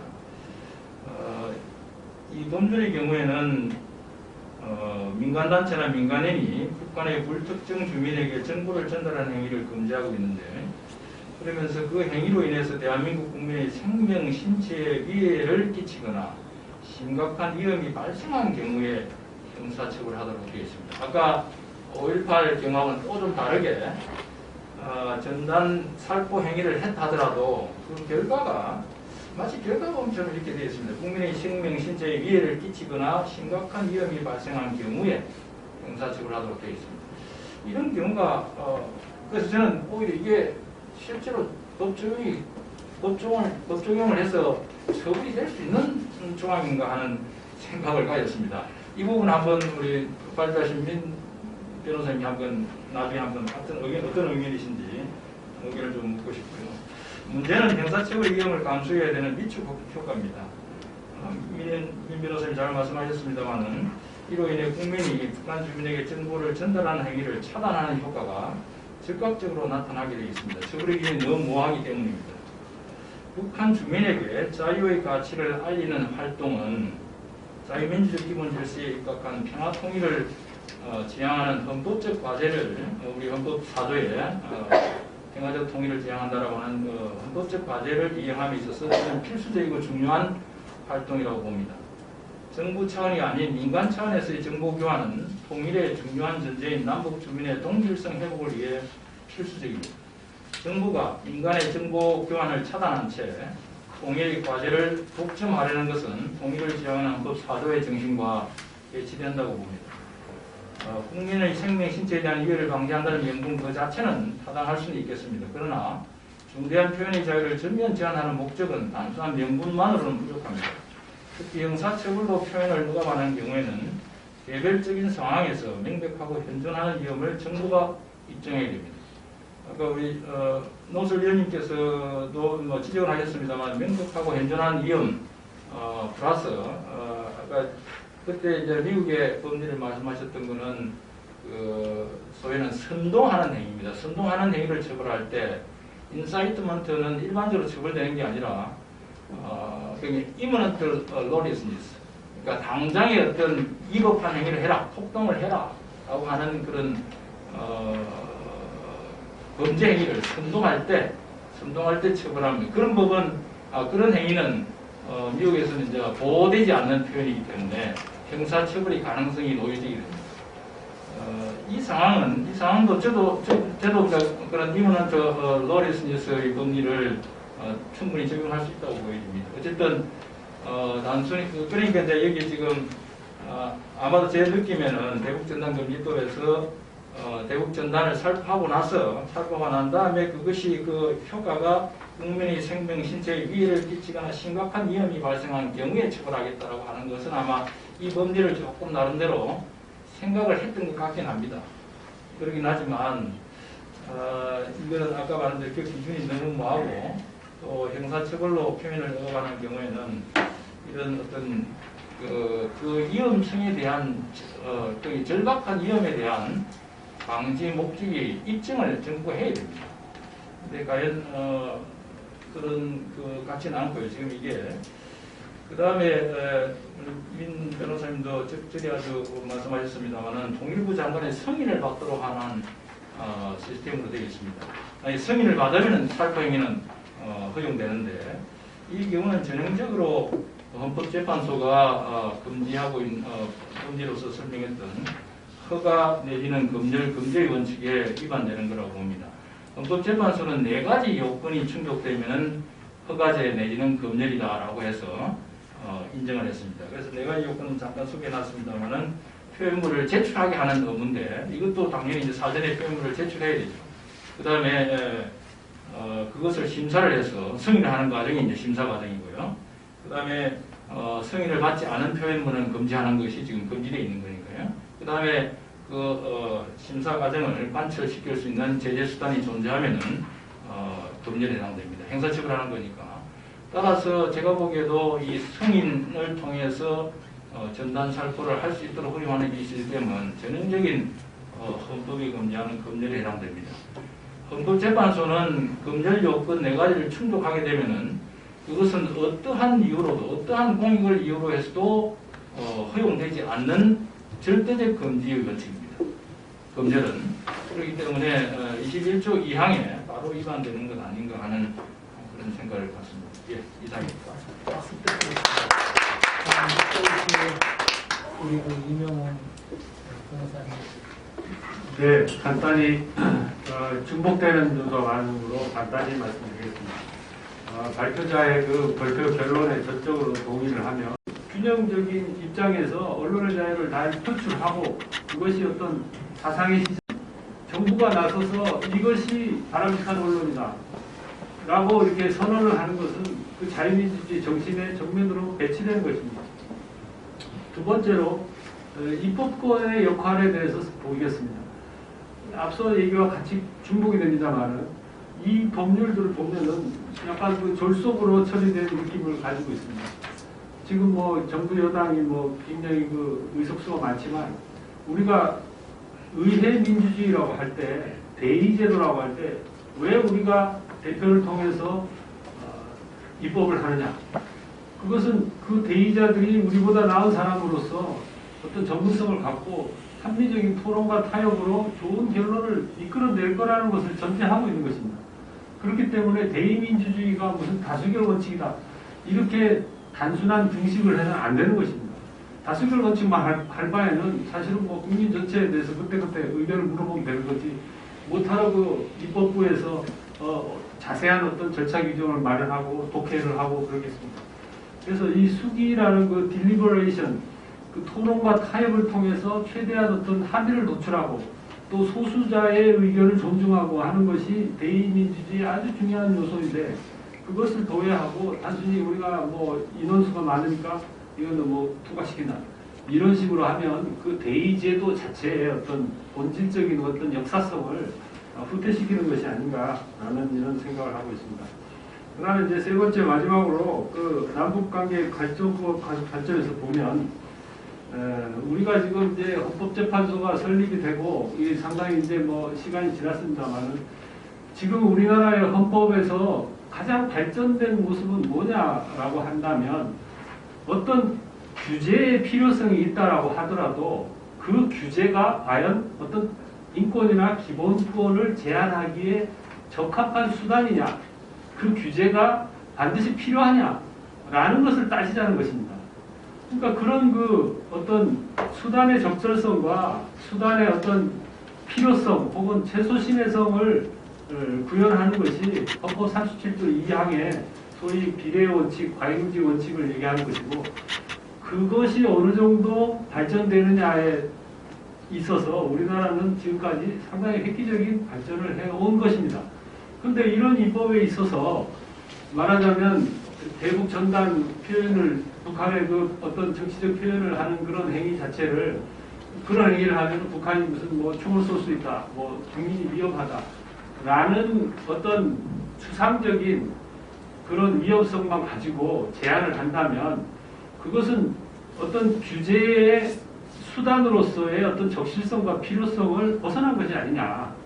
이것은 어떤 이 감정적인 내용은 아니겠지만 추상적이고 가상적인 기껏해야 스페큘러티브한 그런 어떤 위험성을 주장하면서 그런 식의 규제를 해서는 안 된다라는 것이 지금까지 헌법재판소의 많은 그 위헌 결정의 판례인 것입니다. 그런 어떤 그 헌법의 가치를 다시 후퇴시킬 수는 없다라는 측면에서 이러한 입법은 입법으로서의 어떤 법위를 벗어난 것이다. 이렇게 보고 있습니다. 감사합니다. 토론과 발표를 했었습니다.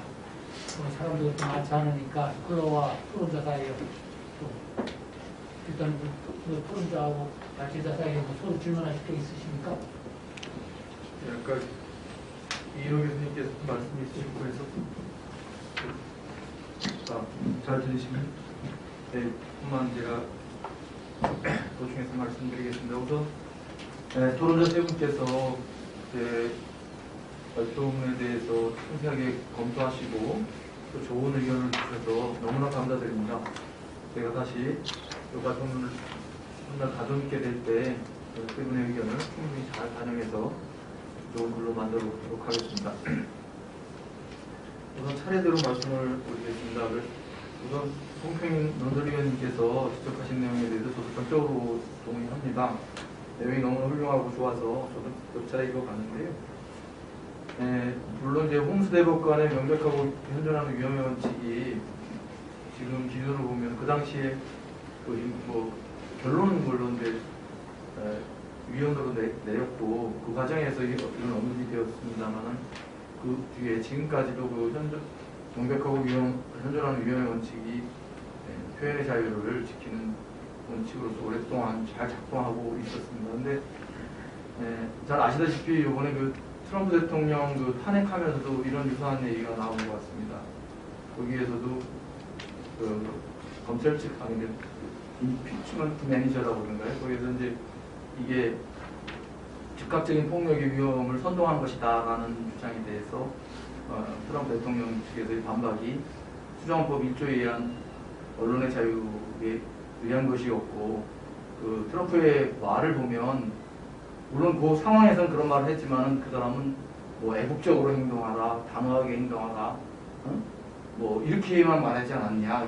그래서 이것이 언론의 자유에 포함된다 이런 걸 보면서 지금 말씀하시는 즉각적인 폭력의 위험의 원칙에 위반되지 않는다라는 그런 생각을 하는 걸 보면서 참 놀랍다라는 생각을 했고, 뭐 물론 3분의 2가 안 돼가지고서 이제 뭐 탄핵에서는 벗어났습니다만은 과반수가 넘은 걸 보면 일반적으로는 이건 즉각적인 위험을 야기하는 그런 표현이었다는 것을 보는 것 같습니다. 물론 이제 우리 헌법재판소에서는 아직 여기까지는 안 가는 것 같은데 여전히 그 명백하고 현존하는 위험의 원칙이라는 그런 비클을 가지고선도 충분히 잘 그 언론의 자유를, 표현의 자유를 보호하고 있다 이렇게 보시고 있는 것 같습니다. 앞으로도 이 부분은 지금 송정인 문돌림께서 말씀하신 것처럼 우리 헌재가 또 아마도 언론의 자유를 더 좀 보호한다는 측면에서 보면 즉각적인 폭력의 위험 이 원칙을 아마 머지않아 채택하지 않을까 이 기대를 해봅니다. 그리고 그 이인호 교수님께서 말씀하신 것처럼 저도 그 부분을 좀 의아하게 생각했는데 과연 이게 전단점을 살펴했을 때 과연 그 접경지 주민들, 국민들에 대해서 그런 위험이나 위해가 명백하게 발생하는 경우에 처벌한다 이렇게 되어 있는데 그 발생하는 경우라는 게 과연 어떤 건가를 상상을 해봤어요. 그럼 결국 그거는 그 전단들을 살펴했을 때 북측에서 뭐 총을 쏘겠다 또는 뭐 가만두지 않겠다 이런 협박을 하면 위해가 발생하는 것이 아닌가 이런 생각이 되어서 그러면 우리 국민이 처벌 여부가 전적으로 그 북측의 어떤 반응에 의해서 좌지우지되는 그런 결과가 되지 않나 이런 생각. 북측에서 가만히 있으면 이건 즉각적인 위험이나 위해가 발생하지 않은 게 되고 거기서 뭐라고 한마디 하면 즉각적인 위험이 발생한다는 거니까 그 이 전단 살포의 처벌 여부가 전적으로 반응 여부에 좌지우지되는 또는 그거에 대한 판단이 굉장히 또 자의적이 되는 거죠. 그러니까 뭐 그것이 어떤 발언을 했다고 해도 심각한 위협이 아니다라고 판단할 수도 있고 그래서 이게 과연 처벌의 구성 요건으로서 적절한지는 굉장히 의문이 없고 지금 이인호 교수님께서 말씀하신 거에 대해서 저도 전적으로 동의합니다. 그리고 임용 변호사님께서 말씀하셨던 것 중에 저도 다 전적으로 맞는 말씀이시고요. 다만 제가 아까 말씀드렸던 그 표현의 시간, 장소, 방법에 대한 제한과 관련해서 남북 관계 발전법에 보면은 이제 그 확성기 관련해서는 그 어디에서 하지 말라는 내용이 좀 들어있긴 하거든요. 근데 여전히 그게 뭐 과연 표현의 자유와 관련된 건지는 잘 모르겠는데 그래서 전 그 부분은 제가 언급을 안 했는데 대북 전단을 날리는 곳은 그런 시간, 장소, 방법이 제한이 별로 없거든요. 근데 그걸 상상을 해봤습니다. 과연 확성기 방송을 어떤 접경지 부분에서 하는 것이 혹시 표현의 자유를 억압하는 것이라고 한다면 만약에 이게 뭐 군대가 아니라 일반인이 어떤 확성기라고 했을 때 이게 표현의 자유를 제한하는 게 아닌가 이런 생각이 들었는데 이제 문제는 그럼 그 이외의 지역에서 해도 되는 것인가 그런 생각이 좀 들었습니다. 그래서 여전히 이거는 표현의 자유를 내용을 침해하고 있는 것이다. 또 그런 판단이 들었습니다. 네, 의상입니다. 이상입니다. 플로에서 좀 활발하게 예. 어느 분 질문자한테 토론자 아니요 발제자인지 토론자인지 정확히 지정해 주세요. 예, 저는 뭐 전반적인 거에 관해서 그냥 제 견해를 좀 말씀드리려고 하는데 히틀러 당시에 유럽이 자연법을 무시하고 이제 법 실증주의, 법조문이면 다 된다. 그거 치우치다가 히틀러에 의해서 수천만이 죽고 그러다 보니까 이거 안 되겠다. 그래서 그 이후로 자연법하고 법실증지하고 다시 균형을 맞춰가지고 내려오는 게 지금 국제법의 흐름입니다. 그래서 그 우리나라도 사실 해방 이후에 거의 70년간 그 자연법적인 거를 좀 소홀하지 않았나. 그 법실증주의, 법적 문명 다 된다. 거기에서 이제 그 자연법하고 지금 다시 균형을 맞춰가야 되고요. 이 자연법이라는 게 범죄 심리학, 즉 상담 법 심리학이나 이제 범죄 심리학은 그런 거를 법으로 하는 분들이란 필수적으로 그걸 갖다가 좀 이렇게 다시 좀 이렇게 익히셔야 됩니다. 그 미국의 그 유기천 박사 그 생애와 사상 심포지움 2015년도에 가서 그 최근까지 논문집을 쭉 보면은 유기천 박사가 서울대 총장을 하시면서 형법 교수하실 때는 그 자연법적인 그 법학의 다양한 그런 그 균형을 맞추려고 노력을 많이 하셨는데 그분이 이제 그만두고 가니까 그게 끊어졌어요. 그래서 현재 그 법학의 많은 그 인재들이 왜 그 자연법적인 그런 거를 소홀히 해가지고 이 가짜 뉴스 이런 문제, 사실 트럼프가 거기에서 그 선동한 것도 트럼프가 외사촌이 반사회적 인격장애라면 분명히 그런 이유가 났을 거라고 해야 됐거든요.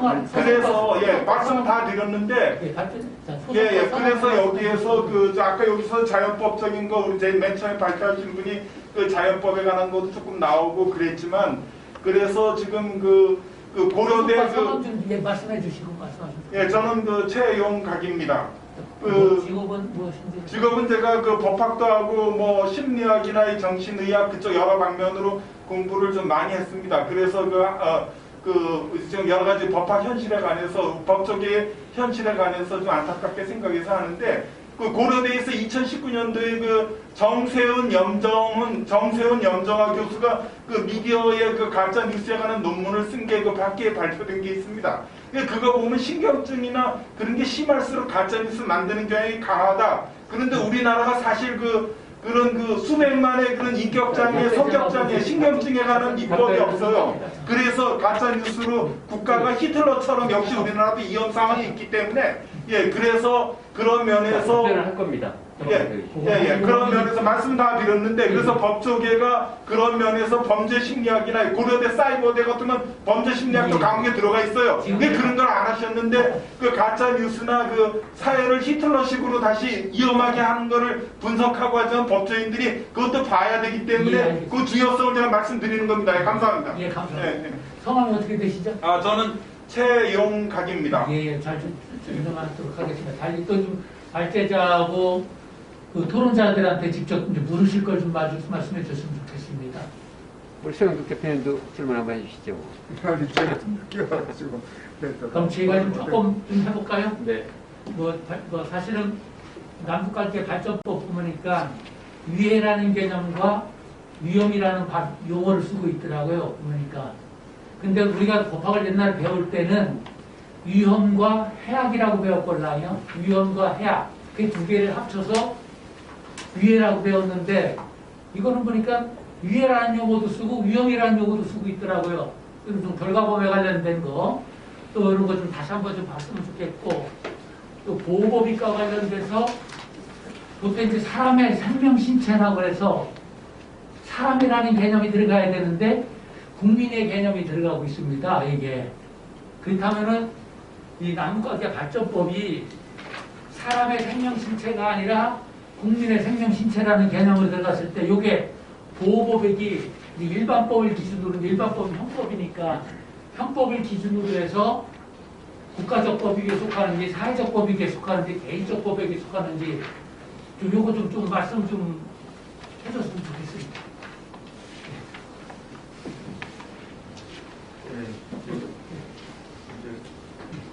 말씀드리겠습니다. 저희 발표문의 18페이지에 보면요. 이제 아마도 이제 헌법재판소 결정문에 나오는 표현인데요. 이제 국가 존립과 안전을 위태롭게 한다라는 표현과 자유민주적 기본 질서에 위해를 준다라는 말을 약간 구분해놓고 계십니다. 이렇게 됐을 때 이게 이런 경우에 우리가 사상, 언론의 자유, 표현의 자유를 제약할 수 있다는 건데 이 위해라는 의미를 현재는 이렇게 말씀하고 계십니다. 이런 모든 폭력적 지배와 자의적 지배, 즉 반국가 단체, 이민 독재나 일당 독재를 배제하고 다수의 의사에 대한 국민의 자치, 자유평등 기본 원칙에 입각한 법치주의적 통치 질서의 유지를 어렵게 하는 것으로서 구체적으로는 기본적 인권의 존중, 권력 권리 의회제도, 정당제도, 선거제도, 사유재산과 시장 질서를 불가능로 하는 경제 질서 및 사업권의 독립성, 우리의 내부 체제를 파괴 변혁시키는 것, 이게 우리 자유민주적 기본 질서의 위해를 준다 이렇게 보고 계십니다. 이게 매우 엄격하게 이렇게 보십니다. 그러니까 이런 정도가 돼야 우리가 표현의 자유를 제약할 수 있다, 사상의 자유를 제약할 수 있다 이렇게 하고 있는데, 과연 이게 우리 남북관계 발전법이라든지 또는 5.18 민주운동 특별법이라든지 이런 법이 여기에서 말하고 있는 것, 금지하고 있는 행위에 의해서 과연 이런 우리 자유민주적 기본 질서의 위해가 될 수가 있을런지 저는 매우 의문이다 이런 생각이 들었고요. 여기서 이 위에는 그런 정도로 이해하면 될 것 보여지고, 글쎄 이제 사람의 생명, 좀 국민의 생명이라고 생명이나 또 안전에 위험을 가한다고 하는 것은 아마도 뭐 그냥 특별히 통상적으로 이제 개인적 법익의 경우에는 개인, 뭐 사람이라고 쓴 것 같고요. 여기에서 국민이니까 그 여러 다수의 국민들, 다수의 사람들의 생명의 위험을 가한 것, 위험을 가할 수 있다 이렇게 보이기 때문에 특별히 국민의 생명이나 개인의 생명을 집단적으로 포섭하고 있는 규정이 아닌가 이렇게 얘기를 했습니다. 그럼 또 한번 물어볼까요? 우리 송평인 선생님께 여쭤보겠습니다. 뭐냐면은 태영호의 증언 3층 서기실의 암호, 그 책에 보면 태영호 증언 3층 서기실, 태영호 서기실의 암호 430쪽하고 431쪽 430쪽하고 431쪽에 보면은 그 5.18 민주화운동에 관련돼서 북한은 광주 인민봉기라는 개념을 정의하고 있답니다.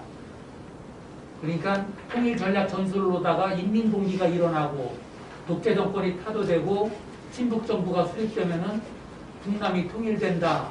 이것이 통일전략 전술인데, 광주 민주화운동에 관련돼서 광주 인민봉기라는 개념으로도 북한도 정의를 내리고 있다는 겁니다. 이런 북한이 5.18을 보는 어떤 역사적 사실에 관련된 어떤 논문들이나 참고 자료든가 뭐 이런 것들이 도움되는 게 있으시면 좀 알려주시면 좋을 것 같아서. 글쎄 제가 북한에서 광주 사태를 어떻게 보는지 좀 그거에 대해서 제가 가르가 별로 없었는데, 저는 이걸 보고 광주 인민봉기라는 개념을 딱 봤을 때, 이것은 우리가 갖고 있는 역사적 인식도 있지만서도 북한도 역사적 인식을 확실히 갖고 있기 때문에 다시 한번 북한적 시각에서도 평가를 받아서 보여야 될 정의를, 역사적 사실에 관련된 개념 정의를 이런 시각에서도 한번 좀 태영호 책에 430쪽하고 431쪽에 나오니까 이걸 좀 한번 좀 검토를 좀 해줬었으면 또 한번 좀 흘러해서 좀 활발하게 좀 시간이 좀 남아서 말씀드립니다. 안 지은 거예요, 사실상. 어느 분한테 무슨 말씀 묻는 건데? 발제자한테 묻는 것인지 토론자한테 네네. 저기 송평인 논설위원님 토론문 잘 읽었는데요. 지금 재밌는 부분이 이제 독일에서 홀로코스트에 대해서 모든 사실에 대해서 부인에 대해서 모든 사실에 대해서 처벌하는 게 아니고 특정한 세 가지 주장에 대해서 처벌을 한다라는 이런 내용이 굉장히 흥미있게 읽었습니다. 그래서 만약에 그러면은 우리가 지금 이제 5.18 특별법에 대해서 좀 이렇게 위헌적인 요소를 다듬어서 특정 주장에 대해서만 만약에 처벌을 한다라고 했을 때 우리도 이런 식으로 어떤 이런 사실들을 나열한 다음에 이런 사실들에 대해서 부인을 하면 처벌한다라는 식으로 법을 규정한다면 그러면 어떻게 바라봐야 될까요? 제가 토론한 그것의 논점은 광주 5.18 운동은 홀로코스트가 아니니까 그런 식으로 규제하는 것은 그 법으로 처벌하는 것은 좀 문제가 있지 않느냐. 5.18의 대강과 세부 내용을 다 포함해서 그런 것들에 대해서는 뭐 우리가 학적으로 비판하거나 혹은 또 뭐 사회가 뭐 어떤 주장, 뭐 북한이 5.18에 뭐 개입했다든가 뭐 이런 주장에 대해서 또 사회적으로 좀 비판을 하지 않습니까? 또 뭐 그런 식으로 비판을 하고 말도 안 되는 주장을 하고 있느냐, 뭐 근거가 도대체 뭐가 있어서 그런 얘기를 하느냐. 그러니까 그런 쪽의 논란에 저는 맡겨놓는 것이 좋겠다라는 생각을 해서 이렇게 쓴 것이지 5.18의 어떤 내용을 우리가 그 부분 하나의 성역으로 놔둬서 홀로코스트처럼 하게 하자 뭐 이런 식으로 저는 주장을 하는 게 아닙니다. 뭐 그런 식으로 주장할 수도 있겠죠.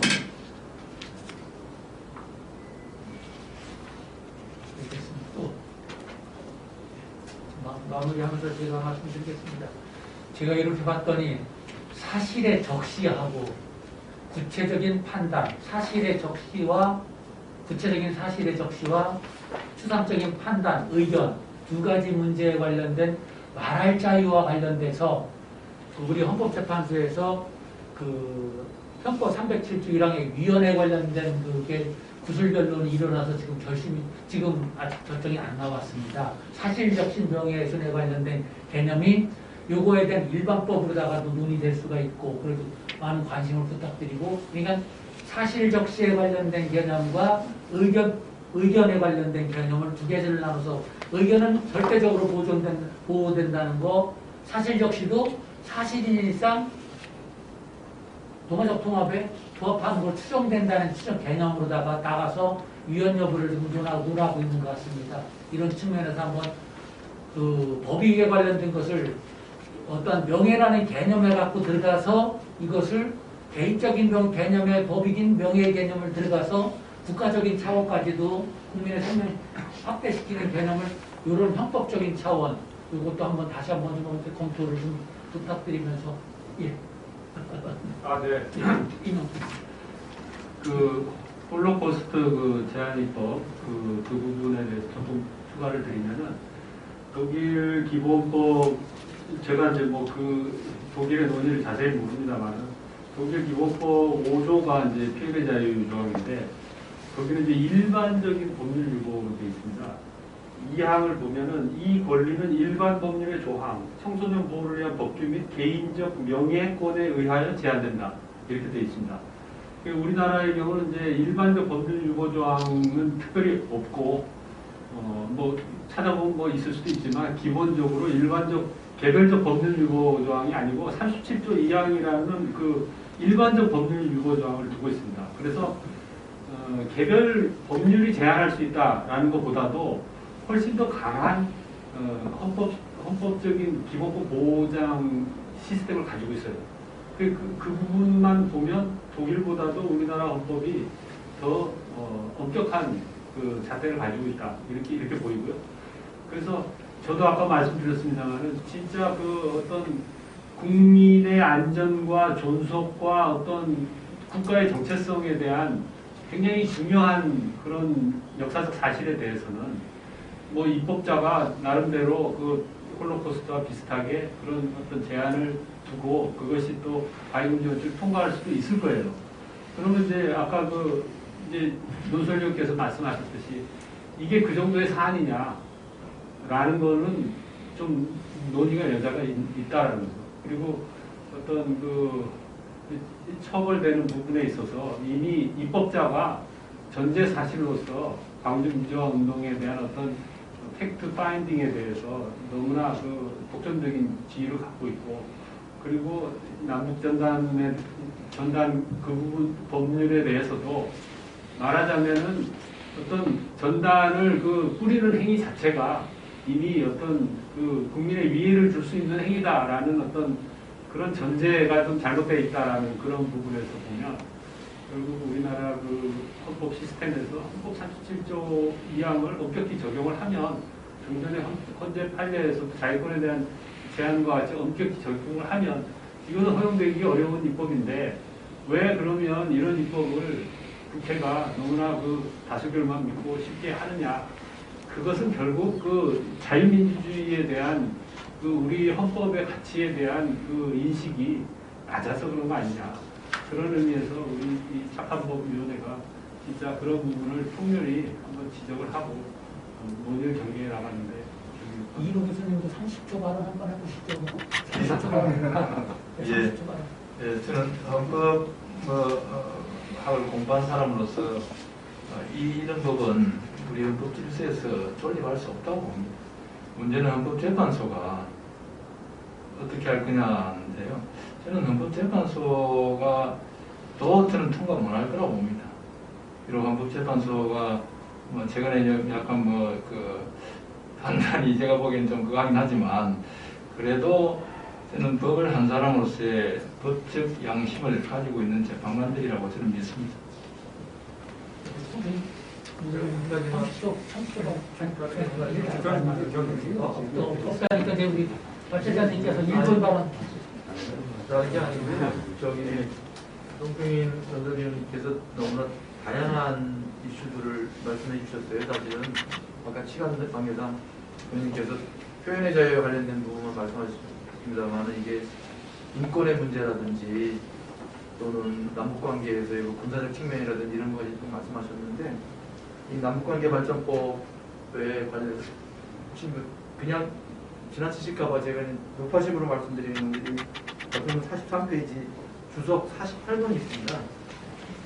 제가 이것 때문에 엄청나게 시간을 많이 들었는데요. 이게 여기 아까 말씀드린 것처럼 이제 필리버스터 대상이었기 때문에 이게 국회 본회의에서 굉장히 토론이 길었습니다. 그런데 여기 필리버스터를 신청한 의원분들이 5분인가 계셨고 그 중에 이제 태영호 의원이 이제 발언한 게 여기 나오는데 여기 보면 이게 속기록 내용이 너무 많아서 보시기 좀 불편할 텐데 제가 그래서 일부러 표시를 해놨습니다. 이게 요 법률이 16번 안건으로 상정된 건데요. 그 16번 안건에 들어가면 이게 무려 이게 549페이지부터 804페이지까지 대략 한 250쪽 되거든요. 근데 이 앞에 전단 부분에 태영호 의원이 다양한 언급을 하고 있어요. 그래서 여기에 지금 홍평인 의원님께서 말씀하시는 그런 군사적 측면이라든지 인권 측면이라든지 물론 당연히 이제 표현의 자유 측면도 말씀을 하고 계셔서 혹시 관심 있으신 분은 한번 이거 읽어보시면 굉장히 좀 어떻게 보면 아마도 그쪽에 계셨던 분이시기 때문에 좀 더 그런 시각을 갖고 있었던 게 아닌가 생각이 되어서 참고로 말씀드렸습니다. 예. 오늘 활발하게 토론해주시고 발제자와 토론자에 감사드립니다. 이상으로. 송평윤 위원님한테 한 가지 간단한 질문 하나 더 드리고 싶은데요.